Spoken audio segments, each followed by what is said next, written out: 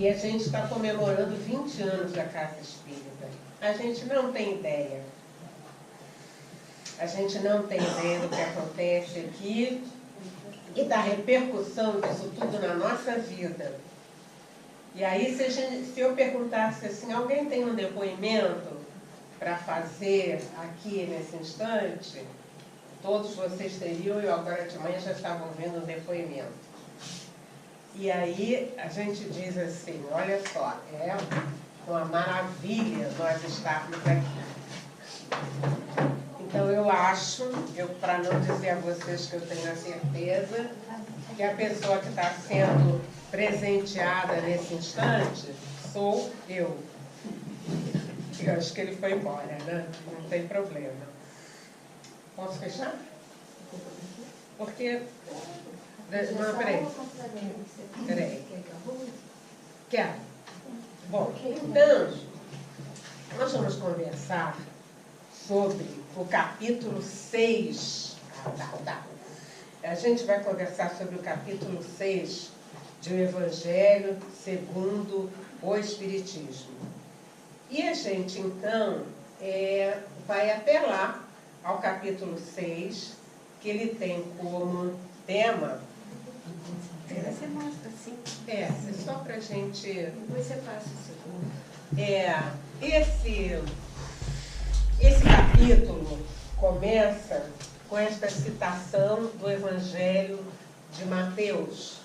Vinde a mim, todos vós que estáis aflitos e sobrecarregados, que eu vos aliviarei.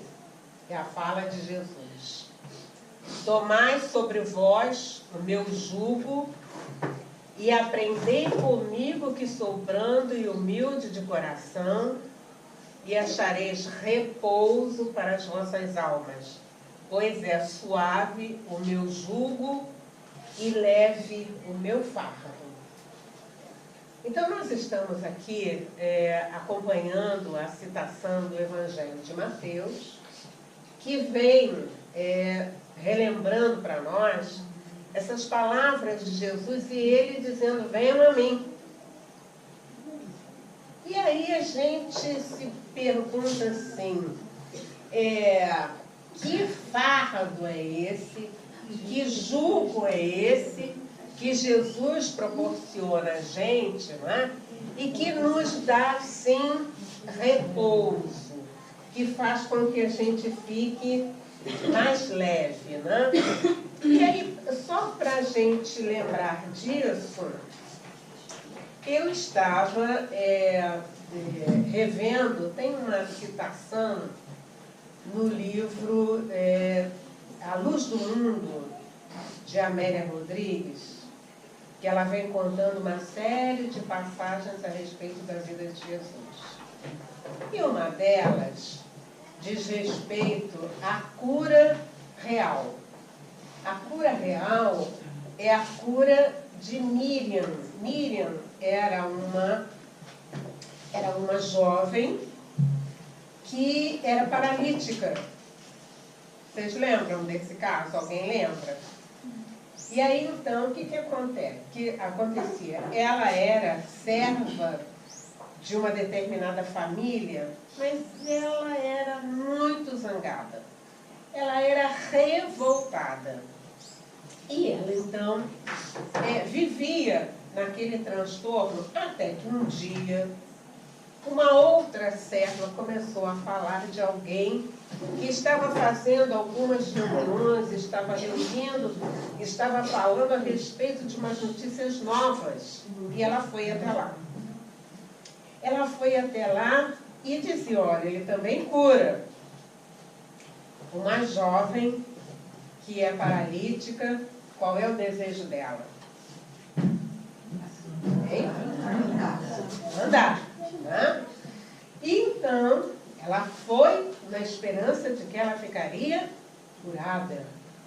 E ela, então, vai a essa reunião. E Jesus, então, olhando para ela, pergunta assim, minha filha, o que você quer que eu faça? E ela diz assim, Senhor, eu quero andar. eu sou jovem, eu quero participar das brincadeiras, das festas, da alegria dos outros jovens e não posso. Jesus disse para ela, né? Curar o corpo é o de menos. Eu vou te dar muito mais. E aí, ela achou, quando ele falou curar o corpo é o de menos, ela tentou levantar-se e ela não conseguiu. Tentou uma segunda vez e não conseguiu. E aí foi embora, triste, desolada, porque ela não tinha sido curada pelo mestre.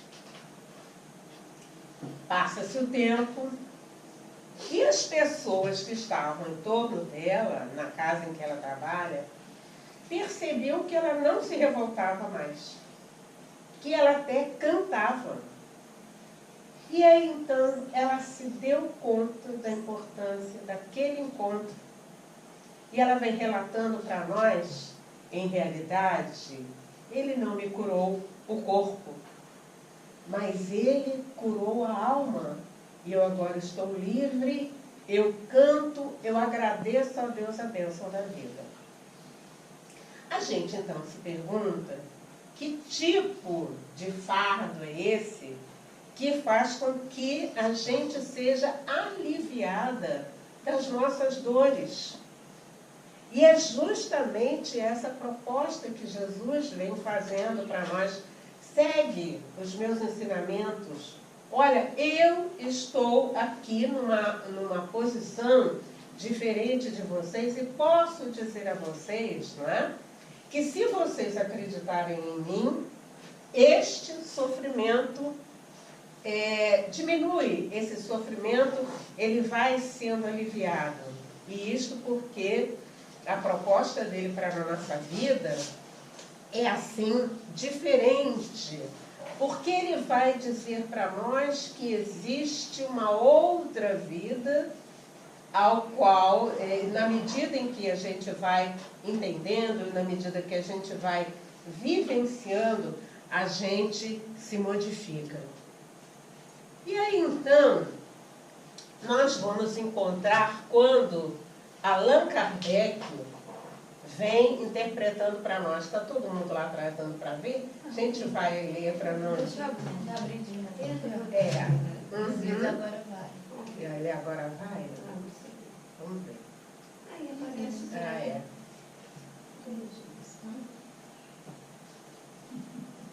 Deixa eu aumentar um pouquinho só. Isso. Opa. Aumentou. E aí, então, Allan Kardec vem interpretando para nós, e ele diz assim, todos os sofrimentos, que sofrimentos são esses? Né?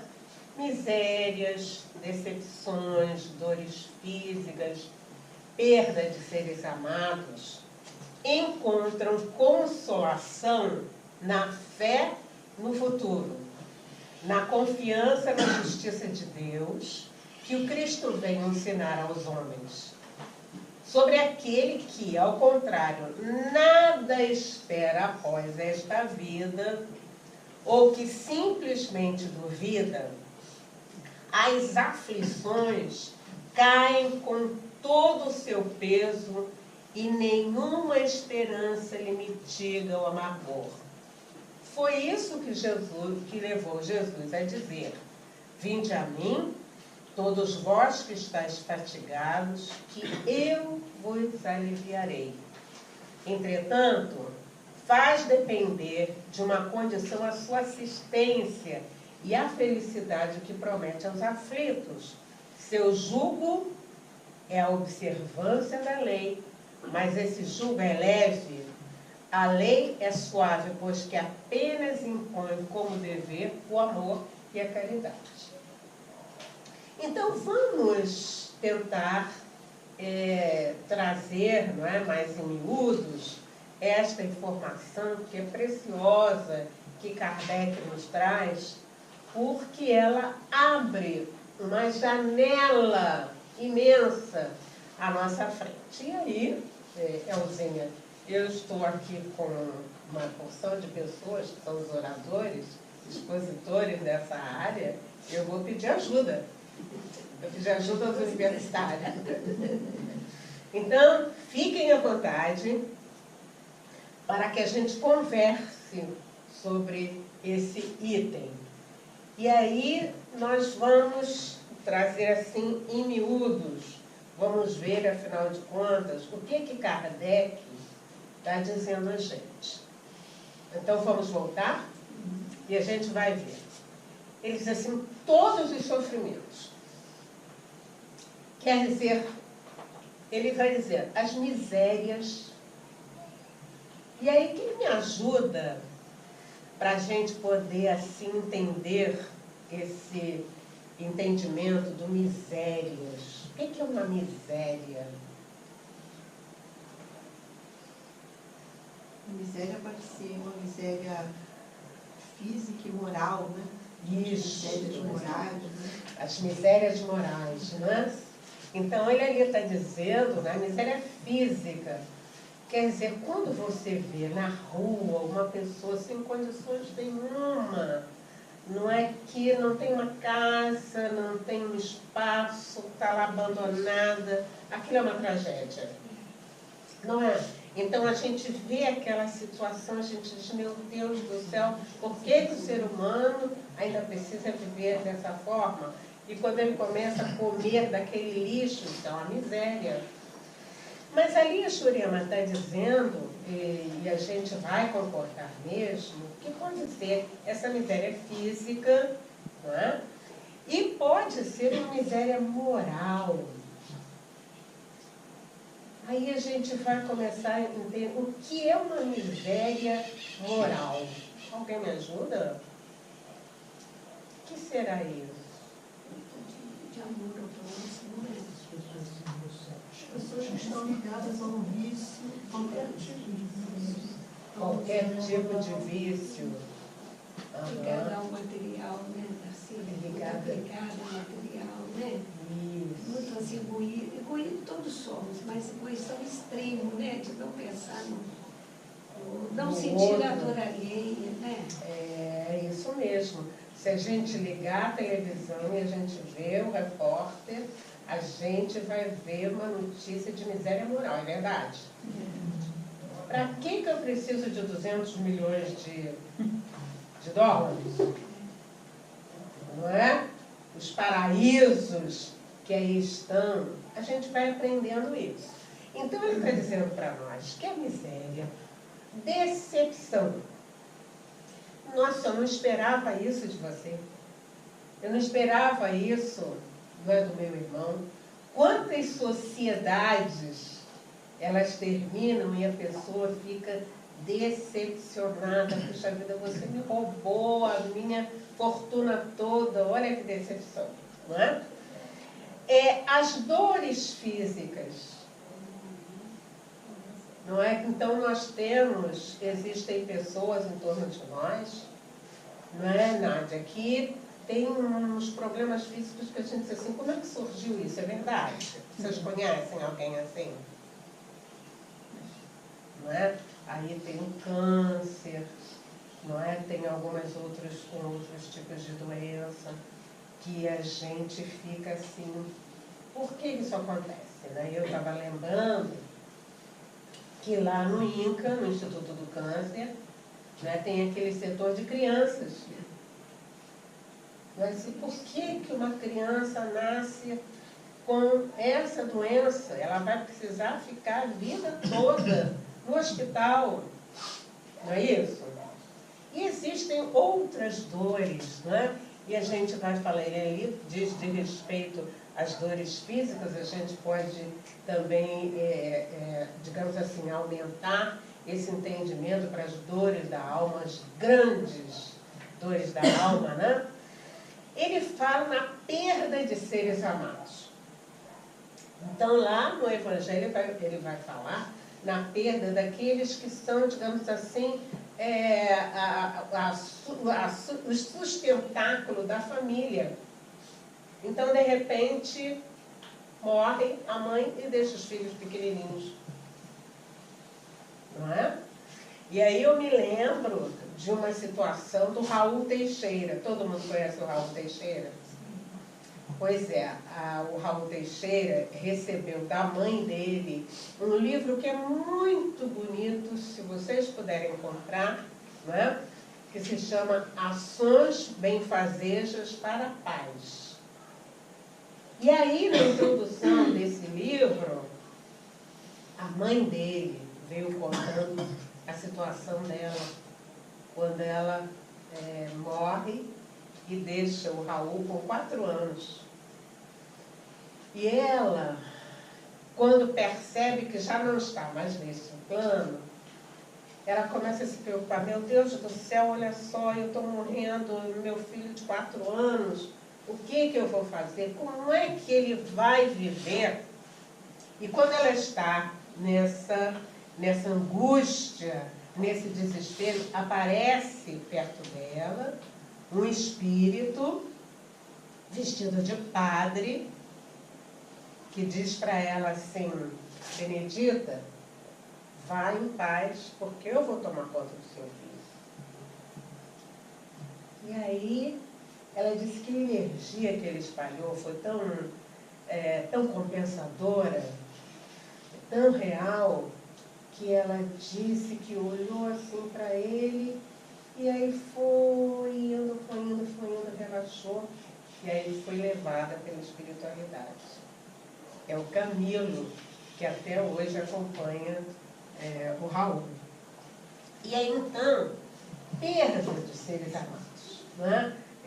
Há coisa de 3 meses atrás, o nosso companheiro, lá do CES, Humberto Portugal, ele viu o netinho dele, de 1 ano e 5 meses, desencarnar assim, de repentemente. O menino estava brincando, e aí, de repente, a mãe fez assim: olha só, você vai ficar aqui enquanto eu vou... Colocou na cama, enquanto eu vou arrumar a mesa, porque ele não parava, né? E aí ela foi arrumando a mesa, aí percebeu que ele estava muito quietinho. E aí a gente viu aquele caixãozinho pequenininho, né? O pai e o avô, os 2 médicos. E nessa hora, o que eu posso fazer? Nada. Me colocar nas mãos de Deus e saber que Deus tem um propósito, né? E aí, então, ele vem falando, quer dizer, todos os sofrimentos, misérias, decepções, dores físicas, perda dos seres amados, encontram consolação na fé no futuro. Aí é esta a proposta, né, que a gente vem... Pronto. Isso. Na fé no futuro, na confiança na justiça de Deus, que o Cristo veio ensinar aos homens, não é? E aí, então, ele vai fazer uma promessa, a gente vai logo passar adiante, ele vai fazer a promessa e a gente vai, então... Ele vai fazer uma promessa. E ele diz assim: se me amais, guardai os meus mandamentos. E eu rogarei a meu Pai, e ele vos enviará outro Consolador, a fim de que fique eternamente convosco o Espírito de verdade, que o mundo não pode receber, naquela época. A humanidade ainda era mais rude, ela não podia receber a verdade. Quer dizer, ainda foi aquela dificuldade para que eles aceitassem a mensagem do Cristo, os exemplos do Cristo, a vida do Cristo. Imagina. E ele diz assim: absolutamente não o conhece. Mas quanto a vós, conhecê-lo-eis, porque ficará convosco, estará em vós. Porém, o Consolador, que é o Santo Espírito que meu Pai enviará em meu nome, vos ensinará todas as coisas e vos fará recordar tudo o que vos disse. Então, Jesus faz a promessa que ele vai mandar, não é um Consolador prometido, não é um Consolador, E esse Consolador, então, naquela época, a gente ainda não podia ver, nem sentir, nem perceber, mas que ele estará em vós. Não é? E aí, então, a gente vai encontrar também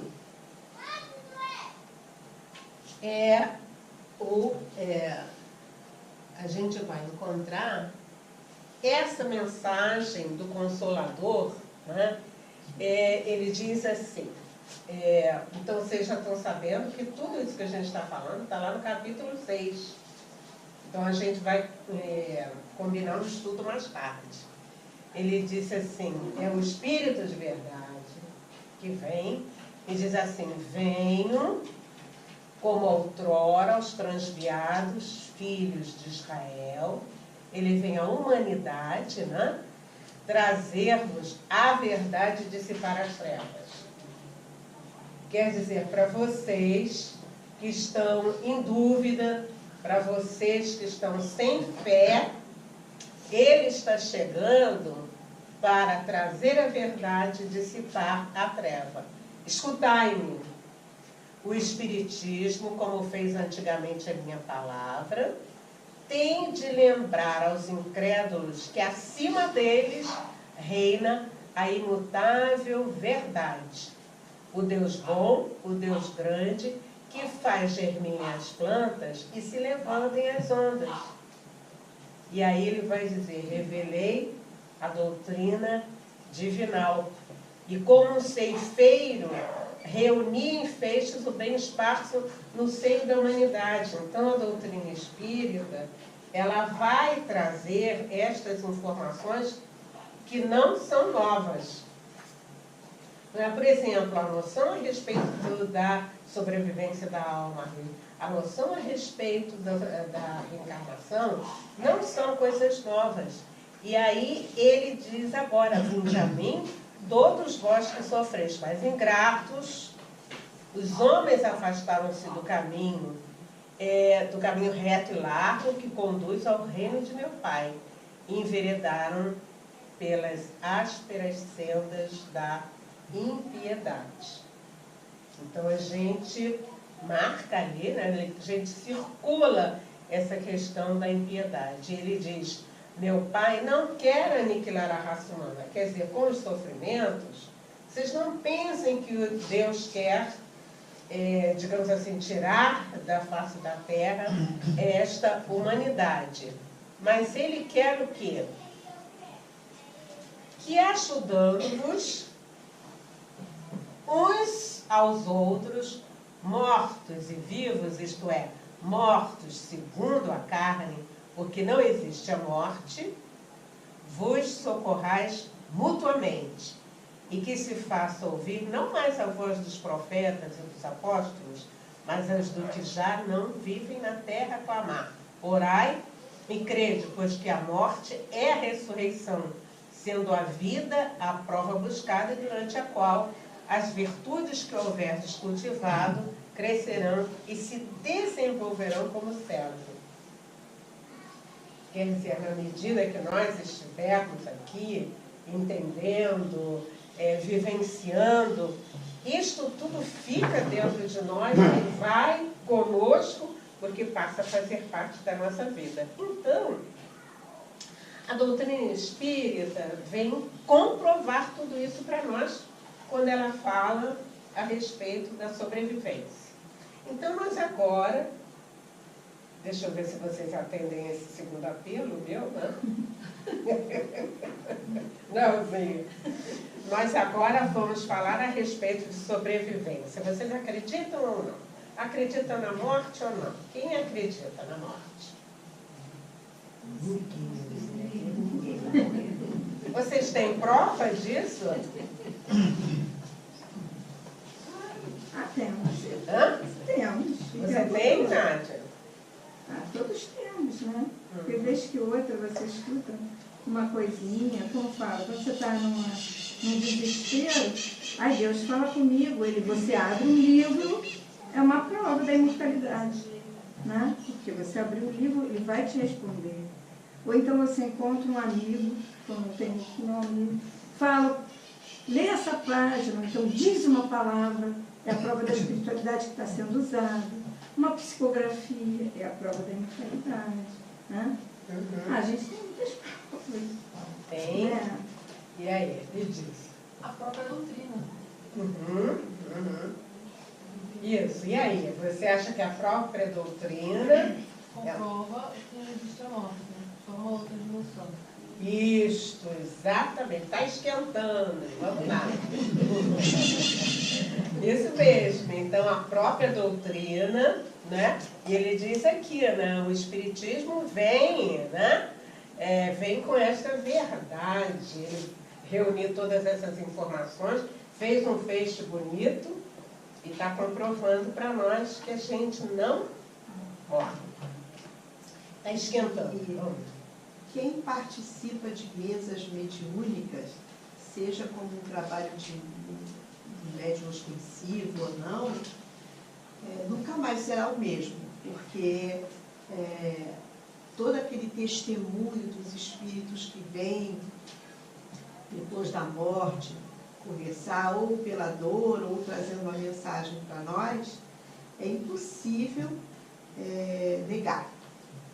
É impossível depois, né, quem participa, negar a existência, né, da vida depois da morte, negar a lei de causa e efeito. Né? Então, todas essas premissas da doutrina, quem participa de mesa mediúnica sabe que tudo isso é uma verdade eterna. Está esquentando. Mesmo quem não acredita, mesmo quem... A doutrina é assim. Ah, desculpe. Não, pode falar. É que o Gilton levantou o braço, depois ele fala. Não, pode falar. Não, mesmo aqueles que não têm noção da doutrina, mesmo aqueles que não têm... céticos. Essas pessoas, quando morrem, elas... Quantos e quantos vêm dizer pra gente? Ih, era isso mesmo. Era tudo aquilo que vocês diziam. Aqui é exatamente assim. Por que eu não ouvi aquilo antes, né? Isso mesmo. Essas provas que a morte me dá. Sim, eu acho também para quem é espírita, quem não é espírita, mas que conhece a vida de Chico Xavier, né, sempre fica, né? Quem não acredita, mas aquela dúvida. E quem não é espírita, mas que foi lá para receber uma mensagem, que foi atendido, quem não foi, mas viu o outro ser atendido. Eu acho que a vida de Chico Xavier é uma grande prova de que a morte não existe. A morte não existe, é isso mesmo. Gilton, o que você ia falar mesmo? Não, é que você levantou o braço e disse assim, bom, ele quer falar alguma coisa, né? Você quer falar alguma coisa? Pelo que a gente tem aprendido há pouco, né? A gente vê que a doutrina dos espíritos... Vocês estão vendo a legária daí? Não, né? Não, ela está aqui no cantinho. Existe a vida. Existe a vida. E essa vida, ela transcorre encarnada ou desencarnada, numa ou noutra dimensão. Mas existe a vida. Isso. Muito bem, né? Então, nós estamos agora numa experiência encarnada. Mas a sala está cheia daqueles que estão numa outra dimensão da vida, né? E que vêm para acompanhar, para aprender, para dar um abraço nos amigos que estão aqui, né? Então, é bendito o Espiritismo que nos dá a certeza, não é, desta nova dimensão. Antes, quando nós estávamos nas outras religiões, que a gente vivenciou, que nem todos nós chegamos direto, né, para a doutrina espírita, muitos de nós não nascemos. Aliás, quem aqui nasceu em berço espírita, levanta o braço. Nossa, isso aí. E aí, Pedro Paulo, qual é a vantagem? Muita responsabilidade. Nós, eu e os irmãos, falamos a mesma língua. Gostaríamos de reencarnar na mesma cidade com os mesmos pais. Agora, o que que eu costumo dizer é o seguinte: eu continuei espírita não porque meus pais me encaminharam, mas é pelo estudo. Quanto mais você estuda, quanto você mais lê, mais você tem necessidade de trabalhar a sua reforma íntima. É muito importante na doutrina espírita. Eu acho que um dos pontos principais da doutrina é a reforma íntima. Não é você mostrar exteriormente o que eu faço. Deixa eu só dar aqui uma... Fiquei muito emocionado com o companheiro que leu a página. Ah, sim, vamos. Eu achei, eu me senti assim. E parabéns, você transmitiu uma coisa aqui, que você antecipou a palestra da Darcy, pelo tema Consolador Prometido. Eu fiquei também emocionado, tá, companheiro? Desculpa, não estou te elogiando, no momento seu. Então, é feliz, como não sei se você sabe, essa menina que está do lado é filha da Elzinha, e o netinho e a Maria, essa é a primeira neta da Elzinha. Eu já falei, é uma felicidade o espírito que nasce em nós, mas também é uma grande responsabilidade. E eu me incluo nessa responsabilidade. Mas aí você sabe o que eu vejo? Quer dizer, que a gente está... Nós estamos aqui filosofando, né? Nós estamos falando a respeito da questão da sobrevivência, que traz muita alegria para a gente, mas Jesus falou que ele ficará eternamente com a gente. Então, quem está voltando já traz. Você está entendendo? Porque o que acontece conosco, né? A gente pede, e vocês que vieram em família espírita, né? A gente pede para vir na família espírita. Por quê? Porque a gente ainda é um espírito devedor, né? A gente tem a gente traz umas malas pesadas, e a gente sabe que os nossos pais vão nos ajudar a levar essa mala. Vocês estão entendendo quando eu estou falando de mala? É uma bagagem. Sem rodinha ou com rodinha? Hã? Sem rodinha ou com rodinha? Com rodinha. Isso mesmo. Você sabe que você falou uma coisa interessante? Vamos filosofar. Por que tem umas malas com rodinha e existem as outras sem rodinha? Por que aquela mala vem com rodinha? Facilitar. Jogo leve. Porque ele... E outra coisa, né? Porque ela já vem com a predisposição. Então a gente tem a certeza que a Maria, no plano espiritual, né?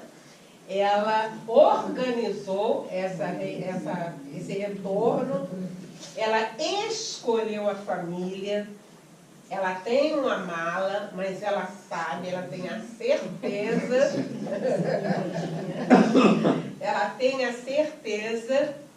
que a família toda, que é espírita, né? E aí o ser espírita é que tem um olhar diferente para este serzinho.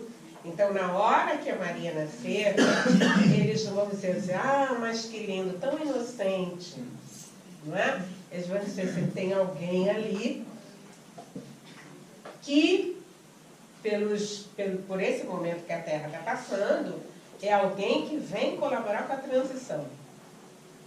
Então, se alguém que vem colaborar com a transição, eu desde cedo vou estar ali estimulando para que ela não mude de caminho. Mas, de qualquer maneira, ela não mudará de caminho. Como eu estou vendo os nossos amiguinhos aqui que estão vindo à evangelização. Gente, que bênção! Então, estas crianças, elas terão um futuro diferente, porque elas desde cedo estão sendo alimentadas por essa doutrina de amor. Não é? E aí, então, tem a Mariazinha, que está aí voltando, né? Mas o importante é que todos nós tenhamos essa certeza. A gente, daqui a pouco, num período que a gente não sabe, a gente deixa esse uniforme e a gente vai pegar outro. A gente não desaparece. É isso que a mensagem do Cristo Consolador quer dizer para nós. Então, vocês agora, vocês estão recebendo essa informação que fica com vocês para a eternidade, porque muda a gente. Então, o nosso entendimento hoje, ele é diferente. E a gente, então, já compreende que essas decepções, essas misérias, esses sofrimentos, eles acontecem conosco porque nós ainda somos espíritos necessitados, né, dessa informação, senão nós estaríamos num outro mundo, numa outra atmosfera, não é? E a gente, então, se esforça para isso. E a gente quer melhorar. E a gente, como Pedro Paulo falou, a gente está aqui nessa caminhada da reforma íntima. E a gente diz, mas isso é tão difícil. Mas sabe o que eu encontrei?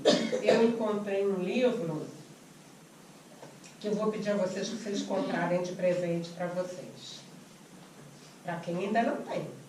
É o livro Ressurreição e Vida. Porque, gente, com Jesus, a gente está falando em ressurreição. Não é? Então, eu era paralítico, eu era entristecido, eu era revoltado e eu me modifiquei. Existe uma ópera que eu não sei se vocês conhecem. Ela foi apresentada em 2007 no Teatro Municipal. Ela se chama O Alabê de Jerusalém. O Alabê de Jerusalém é uma ópera em que o Altair Veloso, ele fez, né, ele compôs, também por inspiração, é isso que ele diz, uma ópera mostrando a vida dele, né? Ele soube de Jesus, então ele foi encontrar, né? Ele foi acompanhar Jesus e ele então compôs músicas para todos aqueles personagens que encontraram com Jesus. Então, uma riqueza. Se vocês puderem, vocês viram quantos convites eu estou fazendo para vocês? Mais um. Depois vocês... O Alabê de Jerusalém. Então, é um africano. Aí a gente vai dizer um preto velho, que ele vai contar a história dele na Judéia, acompanhando Jesus. Mas é lindo. É lindo, lindo, lindo. E aí... vocês lembram daquele homem que era cego e Jesus o curou e ele sai feliz da vida, né? Então ele fez uma música da mulher daquele cego falando a respeito desse episódio dele sendo curado, dele sendo beneficiado, e que logo depois, né, ele com aqueles olhos novos que ele estava tendo, ele se transviou na vida. E ela diz que ela se revolta. Por que o Cristo tinha curado o marido dela, né? Porque antes ele era submisso, ele era dependente dela.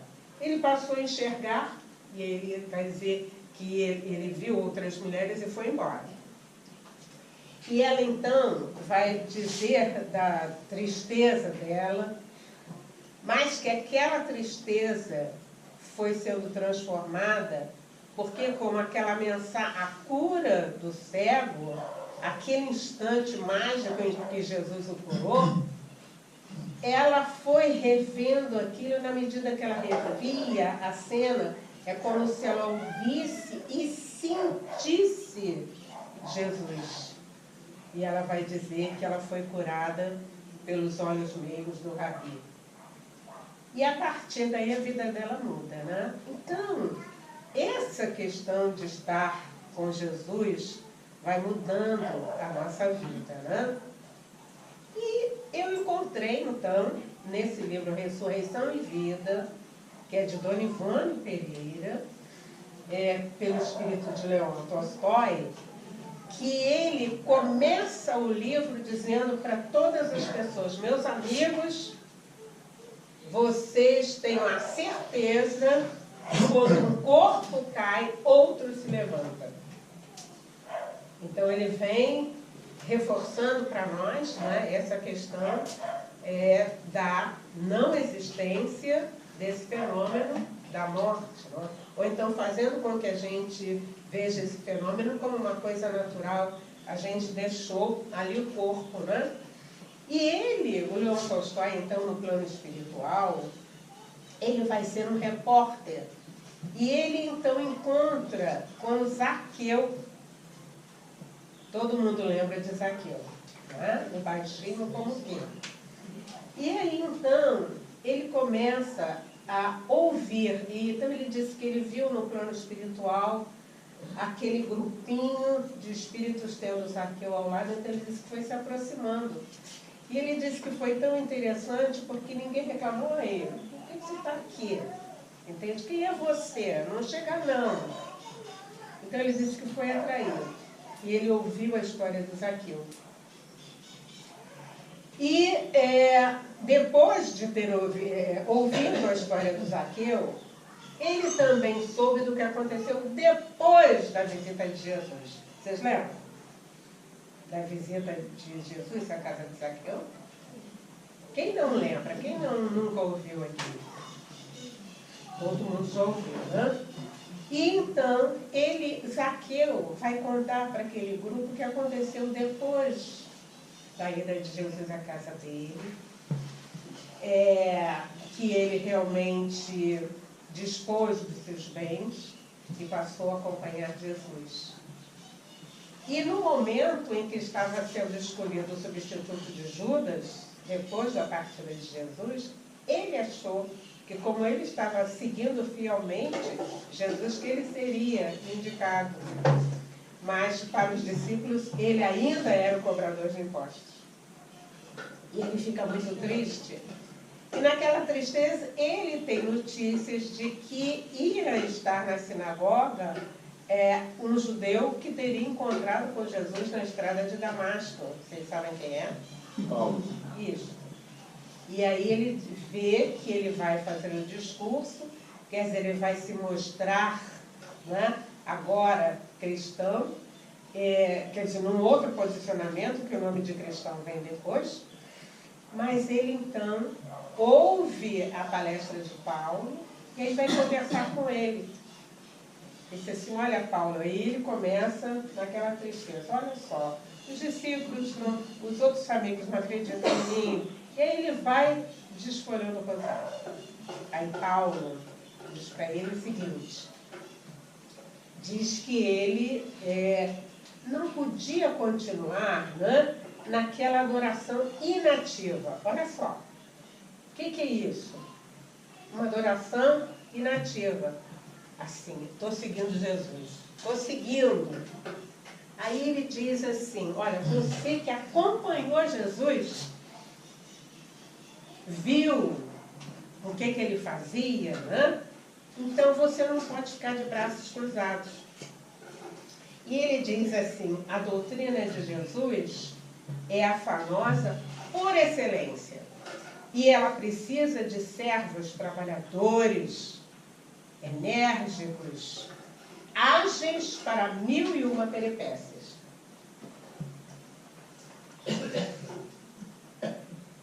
Vocês entenderam? Quem entendeu aqui esse conselho de Paulo? O que ele quis dizer isso? Que a fé só não basta, que as obras, né, o trabalho, usar a mão. Usar a mão. Não O é? coração. Ele fica se imaginando: a doutrina de Jesus precisa de trabalhadores para 1001 peripécias. E o Paulo exemplificou isso, né?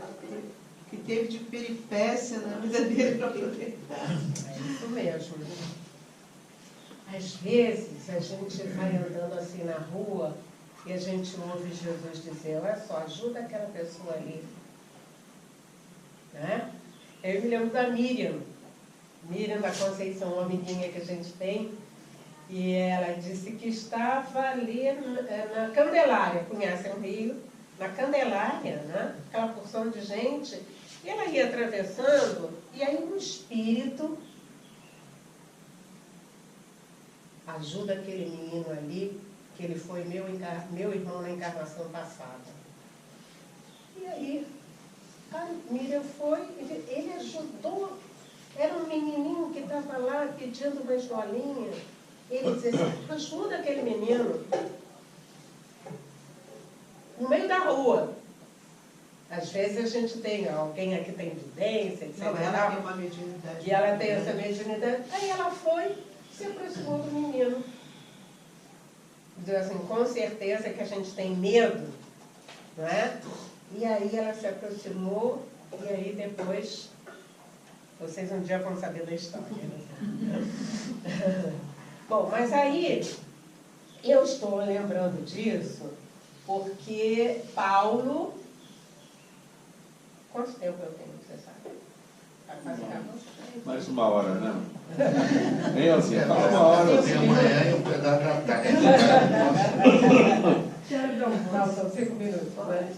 Ah, mais, então tá. Daci mais, Daci. Pois é. Aí, então ele diz, ages para 1001 peripécias.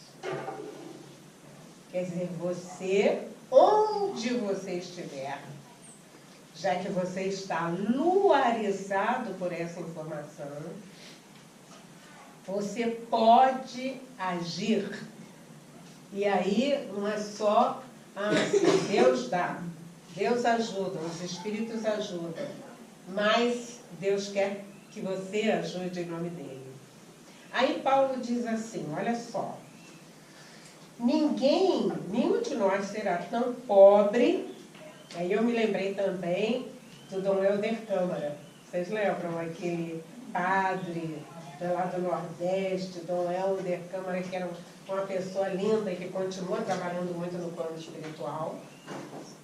Ele diz assim, nenhum de nós é tão pobre que não possa favorecer o próximo com algo que possua para distribuir.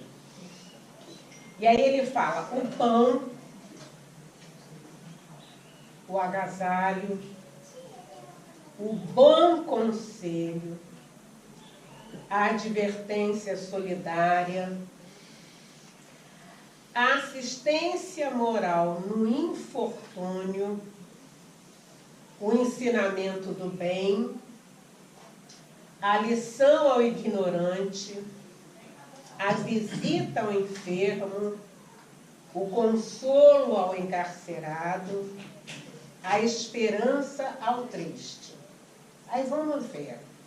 Dessas coisas que Paulo falou, eu queria que alguém dissesse o seguinte, ó, eu faço isso.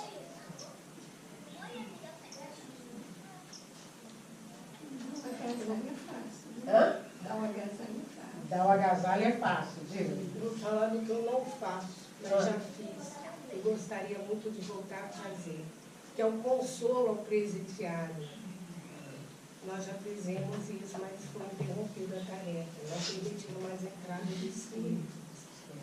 Porque entraram os evangélicos, dominaram nosso mundo.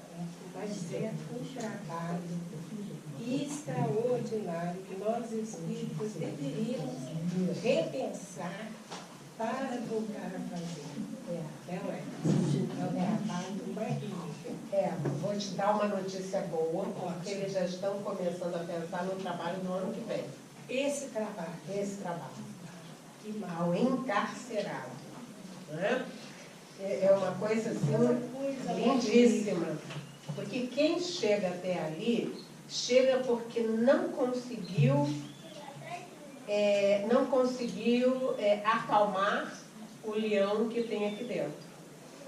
Não é isso mesmo? O que a gente mata?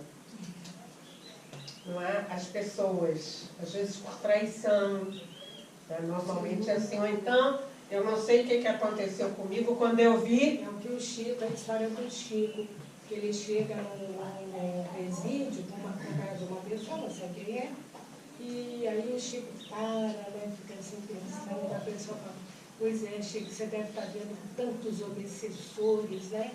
Aí o Chico fala, não, Como não? Porque todos eles agiram de uma forma, né, perturbada, atormentada. Não, meu filho, porque eles agora estão sendo obsessores já ficaram lá fora para botar mais gente aqui dentro. Olha que coisa extraordinária, né? Que exemplo. Então, eles estão, como o Chico fala, eles estão na hora do reexame da atitude. É a hora do arrependimento. Coisa que a gente não pensa. A gente não pensa. Eles estão lá na hora da reflexão. E quanta gente está lá e está arrependida. Né? Então, 1 minuto, essa é a questão de nós estarmos orando e vigiando. 1 minuto, eu não aguentei. Tinha um amigo nosso, espírita, assim, que ele foi, inclusive, fez parte da diretoria da FEB. E aí um dia ele estava dizendo assim, o Bezerra de Menezes segurou a minha mão, porque naquela hora eu ia matar a minha mulher. E aí a gente diz, nossa, mas ele tinha conhecimento, etc e tal, mas a emoção quase que traiu. E graças a doutor Bezerra, segurou a mão dele. Isso a gente sabe que acontece, né? Então a gente falou isso porque o Olegário lembrou da questão do consolo ao encarcerado. Ao encarcerado físico e ao que tem também moral, que não é, que está com os vícios, não é? Então a gente pode fazer alguma coisa. Mesmo que a gente não consiga, e é isso que a gente está aprendendo com a doutrina espírita, mesmo que a gente não consiga estar presente fisicamente, a gente aprendeu que o pensamento vai à distância. E existe todo um atendimento espiritual que a gente pode fazer com quem está do nosso lado, né? Então, ele fala que o pão, é muito fácil a gente dar o pão, não é? E ele diz assim, o agasalho, mas o bom conselho. E ele fala na advertência solidária. A gente, às vezes, precisa fazer essa advertência aos nossos filhos, aos nossos amigos, né? E ele ainda vai dizendo, a esperança ao triste, o trabalho ao necessitado de ganhar o próprio sustento honrosamente, a proteção ao órfão, o seu próprio coração de amigo e irmão em Cristo, a prece rogando aos céus bênçãos para que aclarem os caminhos dos peregrinos da vida. Então nós podemos ter um momento de preces, não é? Na semana passada, tão bonito, a humanidade toda orando pelos meninos tailandeses e eles foram socorridos, não é? Então todo mundo se uniu, então a gente também vai aprender a se unir em prece. Alguém diz, mas eu não posso ir na casa espírita. Mas uma senhora dizia, quando ela via no jornal, fulano assassinou fulano de tal, ela ia reportando aqueles nomes e às 6 horas da tarde ela ia orando por aqueles amigos. E aí, de repente, como o André Luiz, olha, tem uma pessoa lá na terra que está orando por você. Quem é? Olha, eu não conheço. Mas foi aquela que foi atendida por ele. Não é? Então, algumas coisas assim a gente vai aprender. Darcy, Oi.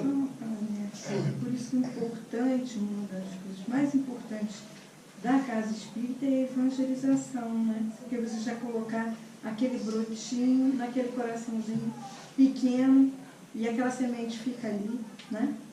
E ele pode até se afastar, mas ficou alguma coisa. É isso mesmo. Então, com isso a gente está dizendo, tragam seus filhos, né? O que a gente semear agora fica no coração e na hora de uma necessidade ele atende, né? Então, queridos companheiros, nós estamos aqui refletindo, né? Filosofando sobre essas coisas do Cristo Consolador. O que ele trouxe, como ele trouxe e como o nosso coração ficou aliviado e o que isto tem proporcionado na nossa vida de mudanças. Então, nós vamos só agradecer, né? E aí, para terminar, aqui mesmo no Consolador Prometido, né? No item 6 tem uma referência que eu acho assim linda, quando Jesus fala para a gente o seguinte: obreiros, traçai o vosso sulco. E aí eu queria uma ajuda. Você me ajuda? O que será que ele diz para nós? O que é isso? Obreiros, traçai o vosso sulco. Acho que é importante, naquilo que você falou, né? A questão da caridade. Eu acho que é aprender a acolher o irmão. E qual a necessidade dele? Eu me lembro de contar um caso pessoal, complementado por uma pessoa que eu não vou dizer qual, mas eu saí para o trabalho no Rio de Janeiro, peguei o metrô e saltava na estação da linha 2. Aí quando eu saltei, tinha um rapaz jovem, bonito, entregue a medicância, tipicamente por questões de drogas, né? E aí ele me pediu: amigo, paga um lanche para mim. Eu, como bom espírita, bom cristão, que eu acho que eu sou, eu imediatamente fui naquele quiosquezinho, comprei um lanche para ele, que eu escolhi no meu gosto, o salgado que eu achei que ele deveria comer, o suco que ele deveria tomar, e levei para ele, né? E achei que estava muito bom. Só que quando eu entreguei, ele falou: você não se importa? Eu não gosto de garapé, você gosta de mate. Fui lá e troquei. Isso. Aí na mesma hora eu me lembrei de um amigo meu. E seguramente teria ido com ele até o quiosque. Ele iria escolher o suco dele, o salgado dele, e iria comprar um também e sentar na escada e conversar. Esse é o acolhimento.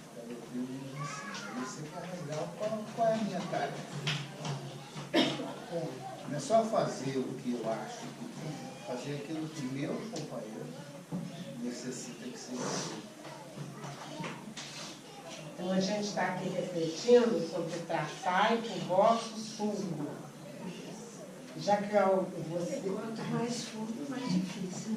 Quanto mais fundo, melhor para a produção. Isso. E além de isso. você furar, você tem que botar ali a terra boa. Isso. Mas é você que está fazendo isso, vocês estão entendendo? Cada um tem que fazer o seu sulco. E como é que a gente faz o sulco com isso que você fez? Entende? Por exemplo, você podia, na hora que ele falou: não, eu não tomo isso, só tomo mate, você fala: eu ainda estou aqui pagando para você e você vai escolher. Já dei um passo, né? Mas refleti que tem outro companheiro meu que está me ensinando que eu tenho um passo mais adiante. E aí, com isso, você vai modificando, você vai... Tenho a certeza que ele deve ter feito um pensamento de paz para você, ficou no seu sulco. Vocês lembram do Chico Xavier? Ele saiu correndo: ai meu Deus do céu, vou chegar atrasado para a reunião, que era a reunião que ele fazia sozinho. Mas era com aquela hora. E ele vai, aí uma senhora disse assim: ô Chico, ele disse assim: desculpa, eu estou agora atrasado. Aí Emmanuel, você, Chico, volta e atende aquela senhora. E aí ele disse: mas eu estou em cima da hora. Vai, Emmanuel, né? Vai e atende. Ele foi, parou aquele instantinho para falar com a senhora e foi embora. Aí Emmanuel disse assim: agora olha para trás. Ela tinha encaminhado para ele uma energia de paz que estava acompanhando. Isso faz o nosso sulco. O que eu faço no dia a dia? Então, eu tenho, vamos dizer, todas as ferramentas para fazer o melhor. Então, eu vou tentar, né? E aí, ele diz assim: o trabalho das vossas mãos vos fornece aos corpos o pão terrestre. Vossas almas, porém, não estão esquecidas. Então, agora é Jesus que está falando assim, diretamente para o coração de todo mundo. Vossas almas não estão esquecidas. Não, mas eu estou com tanto problema, eu estou com tanta aflição, Vossas almas não estão esquecidas.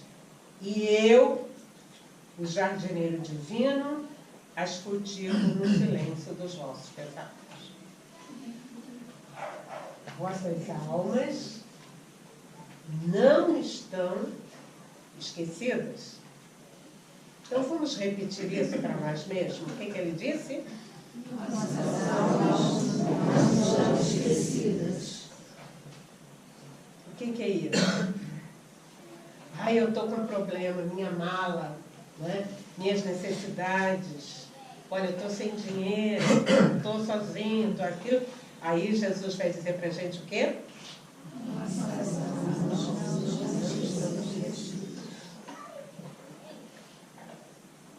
Então, queridos companheiros, eu quero agradecer esses instantes em que a gente passou fazendo uma reflexão. Foi muito importante para a minha vida, para esse momento da minha vida, muito, muito, muito, estar aqui com vocês.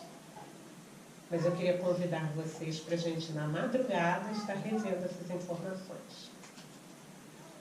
Então, vamos marcar uma reunião para as 2 da manhã.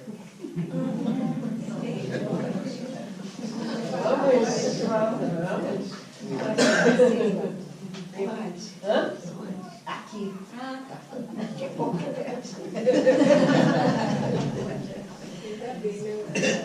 Isso. Nós estamos sendo convidados a rever essas informações. E a gente, os amigos espirituais, a irmã Paula estará aqui conosco na madrugada, porque eles é que vão conversar com a gente a respeito desses assuntos. Então, vamos combinar. Hoje, especialmente hoje, a gente vai tentar dormir em torno da meia-noite.